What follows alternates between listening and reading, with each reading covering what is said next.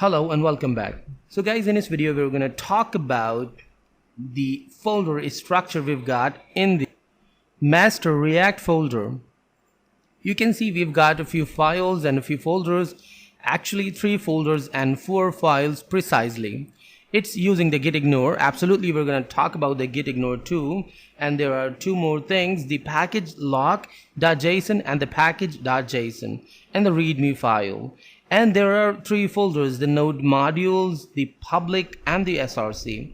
So let's start with the package.json. If I click on the package.json, it actually maintains the package. For example, the file name, the version, its private dependencies we are using is React DOM, and the scripts dependencies are, a kind of the things we are applying. Like we are using the React, we are using the React DOM, and we are using the React scripts dependency. And the scripts is actually we design it how we call different actions. For example, to start the script, we need to type the React script starts. To build it, React scripts build. To test it, React scripts test. To eject it, React scripts eject.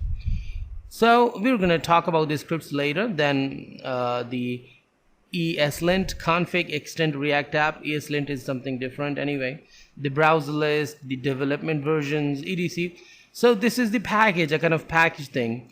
Then the readme, and we are going to the node modules. So whatever we're going to use in this React project is actually coming from this folder.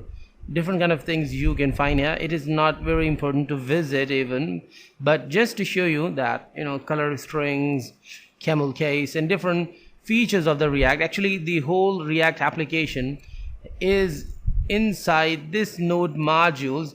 This is the folder we've got using the npm, and this is why you can see that it is the node module, because we got it from the node package manager, the npm. So all the modules of the React JS is inside this folder. Now the public folder, if I click here, there are the favicon, which is just a favicon which can be placed at the top of the browser or the top of the web application in the header title. Anyway, then this is the in the public, this is the index.html and the manifest.json. The manifest is not something very important for us, just a manifestation of the file. Then we're going to the index.html. You can see that this is the only HTML file throughout the whole package, and we're not even going to make any other file. What is this file? Actually, to the browser, this file would be open, and the React is a single page application, SPA. So this main file would behave like that single page site.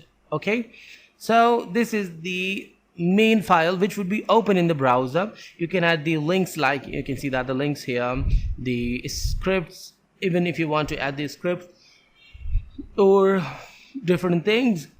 And here is the div id root. This div id root is actually contains the data which is coming from the from different JavaScript files of the React. So we are importing things from different files to this index.html. So ultimately this file would be on a browser, and this file would contain the elements. For example, if I go here, I updated this file, I updated and I've added the Shazib Kamal in this file. So this file is not going to the browser. This file is lending to this page, the index.html, and this page is bringing data to the internet. So this app.js, how actually this page is sending, the app.js sending data to this index.html file. Now this is the point. To understand that, how this file is getting file for the things or the data and the div id root, how this is workable, we need to go to the src folder, and there is another important file which is index.js. The index.js and index.html file has a link between them. The index.html file is actually the entry point of the application. Now we actually add every file to this index.js file, like this app.js. So here you can see that there is something we are adding in the React DOM render. We are going to talk about these things, but you can see that this is something APP, okay, and this is app.js. If the file name would be different, here we would use something different, like for example the file name is instead of the APP, if it is web.js, so there we would see web. And how it is there? Because we are importing the data. You can see that importing app from app. This is the file address. We're going to talk how we can actually import things, but just showing you. And we are importing things here, and you can see that document.getElementById root. So we are selecting the root, and this index.js, if I go to the index.html file, it is that index file is connected to this file. So actually that file, the index.js, where is that file? Here it is. This index.js file is picking the stuff and different kind of things it's importing, and it's sending the data to the, you can see that the document.getElement.id by id root. This is a very basic JavaScript command. So by selecting this root, the div which has the id as root is getting data from the index.js, and index.js is sending what? It's sending the APP data, the app.js files data. This is the APP function which was called there, and it has the new update which has Shahzeeb Kamal. Now this is how it works, and this is the file structure. There is the index.s, the CSS file too, which you can use to add some CSS, and already it's being used. You can see that the Ubuntu and different things, the font family, the margin and etc, it's already being used, and we was able to see these things in a browser. Anyway, there is a logo file, the logo.svg. it was used in a center, and it was what things which was moving, the React logo, the blue logo, this was that logo. Anyways, I think you now got the folder structure, and now all we need is to talk what is this and app.js. Anyways, we didn't talk about this src folder. So this app.js is actually the single component, okay.